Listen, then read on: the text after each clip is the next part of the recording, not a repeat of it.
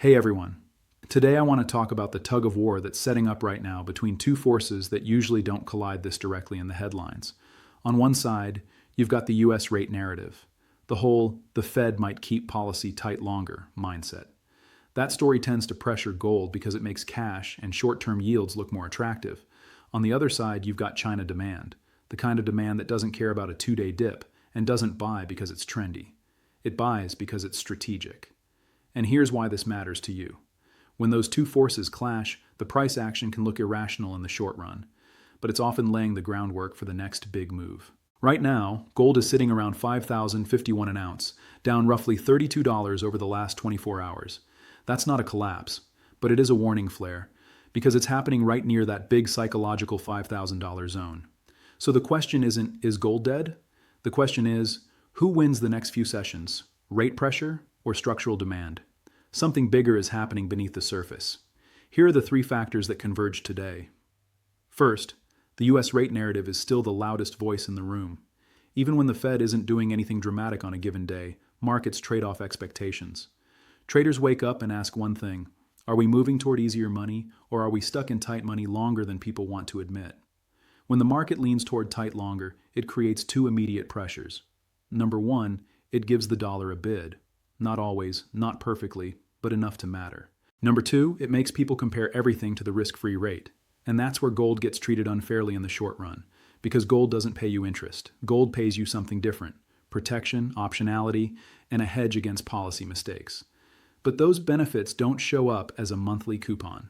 So if you're a fast money trader and you think rates stay tight, you can justify trimming gold exposure. That creates selling. And here's the key point: that selling often shows up right at big round number levels because that's where traders stack their bets. Second, the $5,000 level is a magnet for both fear and opportunity. This is where people start projecting extremes. Bears start saying, if 5,000 breaks, this thing is going to waterfall. Bulls start saying, if 5,000 holds, you'll never see these prices again. And both groups can sound confident because they're not actually reacting to fundamentals in that moment. They're reacting to positioning and psychology. When gold is this close to a level that every investor recognizes, you get something like a referendum, not on gold, on confidence. Confidence in central banks, confidence in the currency system, confidence that the next economic slowdown can be managed cleanly. And when confidence is shaky, gold becomes a battlefield. Third, China demand is the quiet force that can completely change the outcome of this battle. I want you to think about how different buyers behave. The Western fast money crowd often treats gold like a trade: in, out, leverage, headlines, stop losses. But a strategic buyer treats gold like an asset you accumulate when the world is uncertain, and you keep accumulating when the price gives you a dip. And China has two channels that matter here. You've got official demand, where the motivation isn't, did we catch the exact bottom? The motivation is, what should we hold when policy risk rises? And you've got investment demand, people and institutions treating gold as a store of value when other assets feel unstable or overpriced. When that kind of demand shows up, it changes the dynamics, because it doesn't need a bullish headline to buy. It buys on weakness. Now let me stack the evidence in a way that actually helps you make sense of what you're seeing. Here's what they're not showing on CNBC. Start with the institutional reality. Professionals have been preparing for this. When a country continues accumulating gold, it's not because they think tomorrow's price will be higher. It's because they're thinking about the next decade. They're thinking about geopolitical risk. They're thinking about sanctions risk. They're thinking about what happens when global trade gets messier, and the cost of holding only paper reserves becomes higher than people admit. That demand doesn't disappear because gold is down $30. If anything, that demand prefers gold down $30. Now zoom in on how rate narrative and China demand can coexist. In the short run, yes, tight policy expectations can pressure gold, but in the medium run, tight policy also increases the risk of something breaking. And when something breaks, credit markets, housing affordability, corporate refinancing, central banks usually don't stay tight, they pivot. Sometimes slowly, sometimes suddenly. So the rate narrative can be bearish today, while simultaneously increasing the probability of the very outcome that becomes bullish later. That's the irony. Now let's talk about the price behavior itself in a way you can use without staring at charts. A level like 5,000 becomes a self-fulfilling zone. If gold dips toward it, buyers start saying, this is my spot. Sellers start saying, if it breaks, I'm out. And the market starts hunting liquidity. That's why you can see fast, emotional moves around these levels. Not because the world changed overnight, but because order flow changes overnight. Here's the clean way I'm framing it. If gold can hold this zone and start stabilizing, today's dip becomes a classic shakeout. That's where weak hands sell to strong hands, and the market resets. If gold can't hold it and it starts living below 5,000, then you're likely in a deeper reset phase, where the market needs to wash out more leverage and more crowded positioning. And that's where silver matters too, because silver often tells you when the market is moving from monetary fear to economic fear.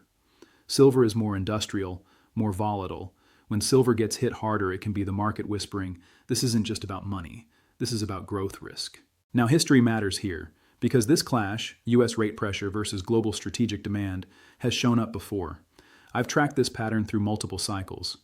Think about 2011, when gold was moving in huge swings around policy expectations and global uncertainty. One week the story was inflation and money printing. The next week the story was tightening and the end of the trade. And what did gold do? It shook out everyone who was emotional. It punished leverage. It punished certainty. And then it reminded everyone why it exists in the first place, because policy narratives change faster than most portfolios can. Or look at 2020. Gold didn't move in a straight line. It had brutal pullbacks that convinced people the move was over, right before it moved again.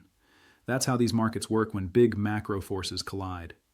The pattern doesn't repeat exactly, but the sequence and psychology remain remarkably similar. Now let's make this personal. Here's what this means for your portfolio. If you're watching gold at 5,051 and you're thinking, should I panic? You're asking the wrong question. The right question is, what role does gold play for you?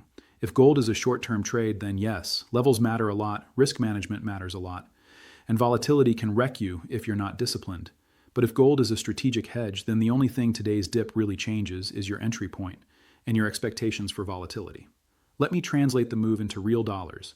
A drop of about $32 an ounce means if you own 5 ounces, that's roughly $160. If you own 10 ounces, that's about $320. If you own 20 ounces, that's about $640, not life-changing. But here's where it becomes serious, when you factor in how sentiment flips. Because if the market starts screaming 5,000 broke, you'll see emotional selling. You'll see headlines. You'll see people who bought near the highs suddenly swear they never believed in gold anyway. And that's usually when longer-term buyers start stepping in hardest, because they're not buying the mood, they're buying the setup. Let's talk about the real-world impact outside of portfolios. Gold at these levels is not just a metal story, it's a confidence story. When gold is elevated and volatile, it's telling you that the system is pricing in policy uncertainty. And policy uncertainty doesn't stay contained inside gold. It spills into mortgages, credit, consumer confidence, and business investment decisions. So even if you don't own gold, gold is still impacting your life because it reflects the same forces that shape inflation, rates, and the cost of living. Now here's the part Bloomberg is ignoring in everyday coverage. The clash between US rate narrative and China demand can produce a very specific outcome, a messy, choppy market that shakes out both sides and then resolves violently, because eventually one force overwhelms the other. Either rates stay tight, growth holds up, and gold cools off further, or something weakens, policy expectations shift, and gold reasserts itself fast, especially if strategic demand remains persistent underneath. Look, the question isn't whether this continues exactly like today. The pattern shows the path. The real question is, are you positioned for what comes next, and are you prepared emotionally to sit through volatility without making a decision you regret? Right now, gold is around 5,051. 5,000 is the line. The next short window determines whether this was just a shakeout or the start of a deeper reset that creates a better long-term base. This is educational content, not financial advice. Do your own research. Consult licensed financial advisors before making investment decisions. These are market observations and analytical frameworks, not buy or sell recommendations. But the fundamentals, the positioning, and the psychology, they tell you what kind of market this is. All right, before you go, 3 quick things. 1, drop a comment. Where are you watching from, and what's your call by the end of the month? Are we holding above 5,000, or do we dip under and scare everyone first? 2, if you're not subscribed, hit that button now. I'm putting out unfiltered analysis consistently. And listen, I'm fighting copycat channels stealing this content. If this video brought you value, comment "Truth wins," so the algorithm knows you're here for the original. 3, next video drops soon, and I'm covering the data point that tends to show up right before the biggest move in metals, because it's flashing again, and almost nobody is talking about it. You won't want to miss it. See you in the next one.